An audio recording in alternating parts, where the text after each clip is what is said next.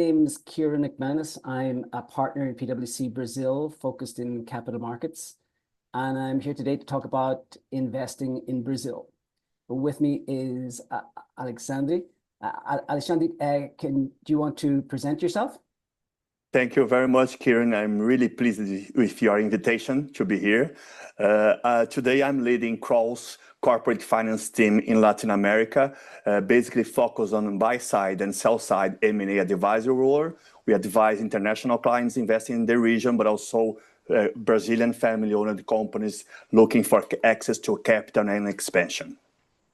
Great, Alexandre. And can you tell us a bit about your experience with investing in Brazil over the years? What are some of the things that you've learned?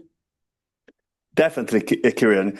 Essentially, I would say I'm doing this for more than 35 years, advising and making valuation of the companies investing in the region.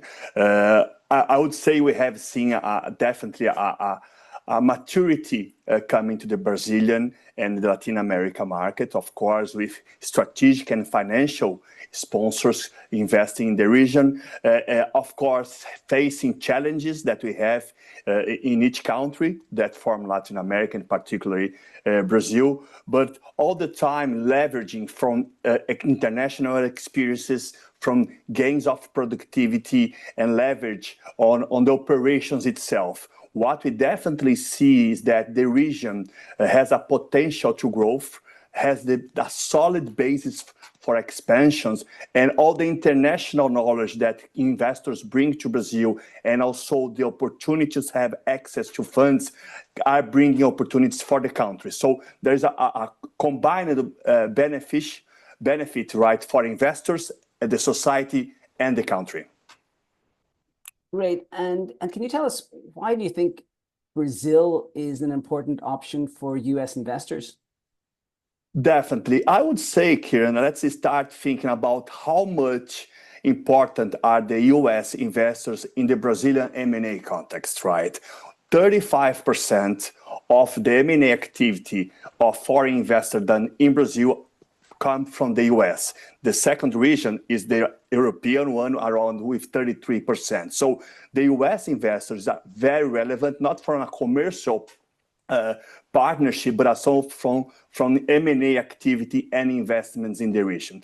And definitely there is one issue for that, right? The size of the Brazilian economy, the opportunities that we have in the region in several sectors are, for the last 50 years and more than that, right, attracting the foreign investment, particularly the US investor to the country. Great. And what do you consider to be some of the key considerations when deciding to invest in Brazil as opposed to other countries? I would say is knowing the local market, right?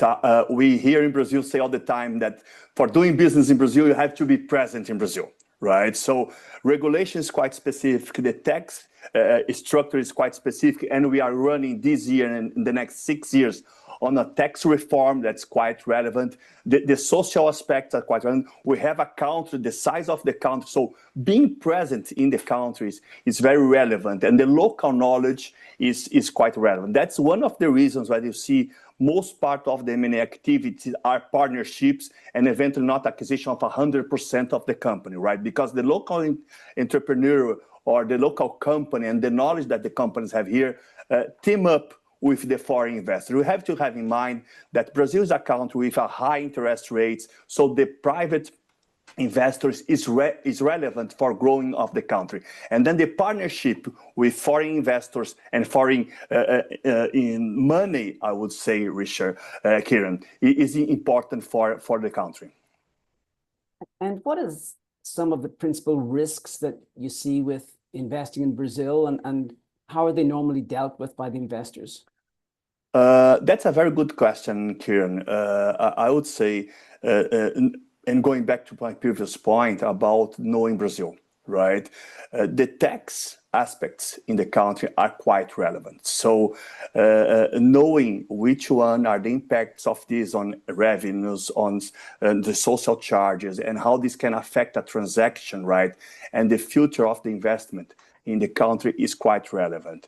I would say that the critical issue, and when we are advising a foreign client, and we focus very much on a due diligence, on an audit of the operation, right, is about understand all the impacts of the tax and social charges on the operation, because they are relevant, right? So you can definitely look for gains of productivity when you make an investment in the country and in a specific company. The demand in several sectors is there. So if you see investments in the energy sector, in the infrastructure sector, in, let's say now in telecom and tech-based like data centers that are investing, the demand is there, right? But you have to have a very critical and on-site position in terms of what you're doing in terms of the financials and the tax and the structure of the investment. So it's much more than only strategy, Kieran, I would say, right? Much more of the whole operational issue is quite relevant when you invest in countries, not only in Brazil, but in Latin America also. And you mentioned before some different types of ways to invest. So what sort of advice would you give to an investor seeking in deciding the best way to invest in Brazil? I mentioned about the partnerships and JVs, right, joint ventures and acquiring a stake in the company, right, and not eventually 100%. I believe these alternatives join forces for a stronger operation, but also reduce risk of the investments, because you have everyone aligned with the objective of growth and the results of the company. So I believe investing in Brazil particularly, if you team up with local knowledge, is the best strategy in terms of seeing a long-term operation. This is one of the reasons, Kieran, we do have a lot of earn-out structures, right, when doing deals in Brazil, because you put together all the eggs, right, not in the only one pocket, but on the pocket of all investors of the companies. And a lot of the companies need these resources when you make about investment and talk about M&A activity, right, of capital for growth. So this, I believe, is the best way in terms of structuring opportunities and investments in the region. When we are advising companies coming to Brazil for the first time, this is something that definitely the foreign investor see as beneficial in terms of sharing the risk and leveraging on the results. And what type of advice would you give to someone that's preparing to invest in Brazil for the first time? Make your homework, I would say, Kieran, and I know you are familiar with that. Is homework, and homework, training and training and training. We are living today, right, in a different context, much more turbulent. Uncertainty is part of the business today globally, not only in Brazil. I would say Brazilians are much more familiar with this uncertainty, right? So this is a beneficial, a foreign investor has to leverage on it. And I would say if you have done your homework and have the right advisors from accounting perspective, from tax perspective, from legal perspective, right, you are going to be much more comfortable. What I have seen in Brazil over the last years is the whole country and investors are much more mature, Kieran. Right? This helps the business environment. If you see how our Brazilian antitrust agencies are operating, how regulators are operating, if you see all the concessions and privatizations, they are not only one-sided, right? It's not the government that just put, for example, the rules and the private investor have to take it, right? The government is teaming up definitely with the investors, right? And this is helping in making an environment of much more comfortable for the investments.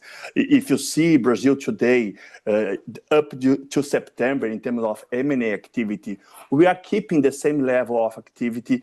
We have up to September around 1,000 deals announced, and this is the same level that we have in previous years. Right, is somehow close to record highs if you look over the last 10 years. So the foreign capital continues to come to Brazil, not only for the capital markets, but for the the real economy.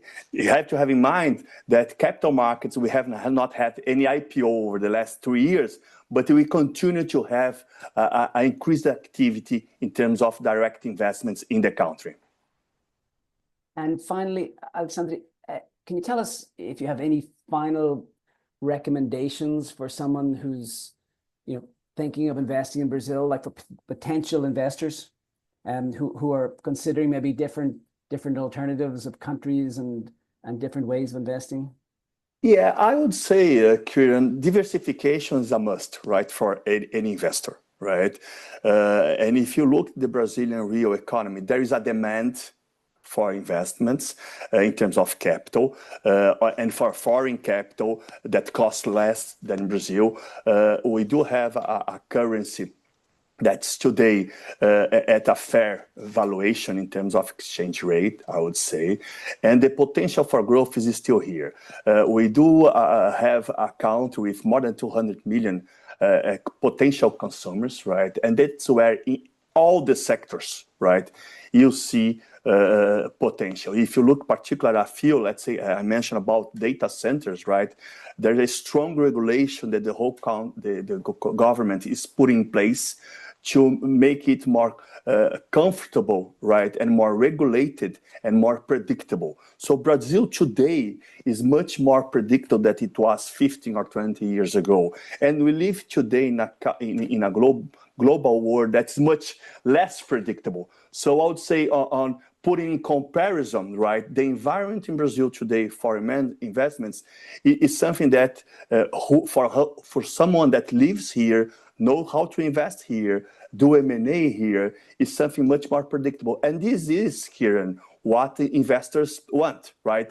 Previsibility and stability. And today we have the country is expected to grow around 2% this year, 2% next year. Interest rates are expected to go down by 2026. So there is a level of predictability that's quite reasonable, even in the world that live today. And Brazil is a part of all the geopolitical discussions. Of course, we are being affected by that, right? We do have some direct discussions also in the commercial area with the US, and I believe this is getting more clear now where we are going. But in the world that we live today, and where diversification is important, I believe Brazil is well positioned to attract this. And we have to have in mind that there is a still high fragmentation, right, in all sectors in Brazil. Right? If you see the financial sector, for example, banks is more consolidated, but you have a lot of fintechs coming to the market. But if you see all the other sectors, for example, consumer products, logistics, agribusiness, all these sectors have tremendous opportunities for investments, need capital, and for consolidation in Brazil. That's fantastic. Thank you very much, Alexandre. Kieran, it was a really pleasure. Thank you very much for inviting me for being this session with you.